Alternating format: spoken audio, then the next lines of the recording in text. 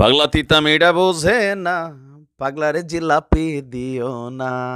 দর্শক, ঈদ মোবারক। আরে যেই ছাতাটা ইসালকে রক্ষা করতেছিল বাহিরের রোদ বৃষ্টি থেকে, সেই ছাতাটার নাম কি? মার্কিন যুক্তরাষ্ট্র। মুখে মুখে যাই বলুক, এদের দেশে ইতিহাস বলছে 1967 সালের পর এমন প্রটেস্ট মার্কিন যুক্তরাষ্ট্রে কখনো দেখে নাই ফিলি ভাইদের জন্য, যেখানে ধর্ম বর্ণ নির্বিশেষে এক হয়েছে এদের ধর্মের অনুসারীরা, ইসালি মানুষ সহ অন্যান্য আম জনতা।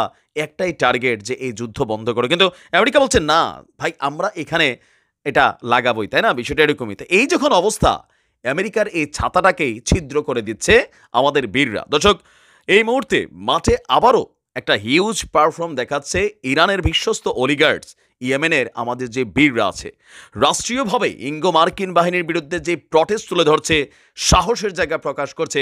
আমি ধন্যবাদ দেই। ভিডিওটা ভাল লাগলে শেয়ারও করবেন। দর্শক, লোহিত সাগরে টহলমান অবস্থান আছে মার্কিন যুক্তরাষ্ট্রের নেতৃত্বে অনেকগুলো যুদ্ধজাহাজ, আর যারা নেতা তাদের যুদ্ধ জাহাজটাকেই এইবারের মতন টার্গেটে নিয়ে ঘটনা ঘটাইছে কে?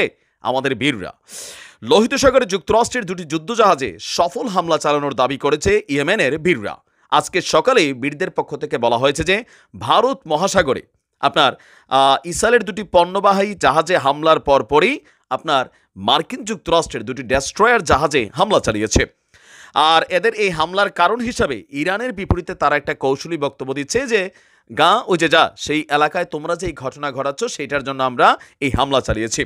মুখপাত্র জেনারেল ইয়াহিয়া ভাই তিনি বলছেন, আপনার ইয়েমেনের আল মাসিরা নিউজ চ্যানেলে দেওয়া সাক্ষাৎকারে, আমরা লোহিত সাগরে শত্রুদের যুদ্ধজাহাজের সামরিক অভিযান পরিচালনা করেছি।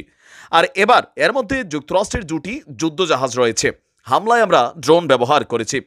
অভিযান সফল হয়েছে এমন দাবি করে আমাদের বীর নেতা বলছেন, ক্ষেপণাস্ত্র ব্যবহার করে নৌ ও বিমান বাহিনীর সমন্বয়ে লোহিত সাগরে একটি যৌথ অভিযান পরিচালনা করেছে ইয়েমেনের বাহিনী। ইয়েমেনের নৌবাহিনী এবং বিমান বাহিনী তারা একত্রিত হইয়া এই সফল মিশনটা চালিয়েছে।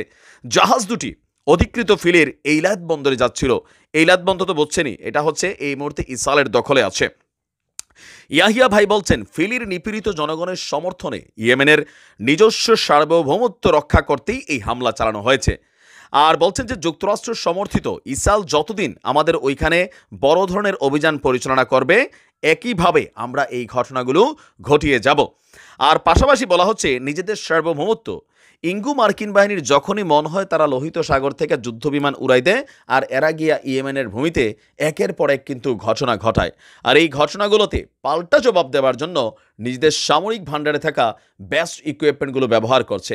আর এই হামলার খবরকে স্বীকৃতি দিয়ে পেন্টাগন বলছে, এই হামলাতে ইরানের তৈরি ক্ষেপণাস্ত্র এবং ড্রোন ব্যবহার করেছে ইয়েমেনের বীররা। তার মানে ইরানের সমর্থিত এই গোষ্ঠীটাকেই নানান ধরনের ইকুইপমেন্ট দিয়ে লোহিত সাগর তথা এইডেন উপসাগরে নিজেদের কন্ট্রোলিংকে প্রাধান্য দিচ্ছে ইরান।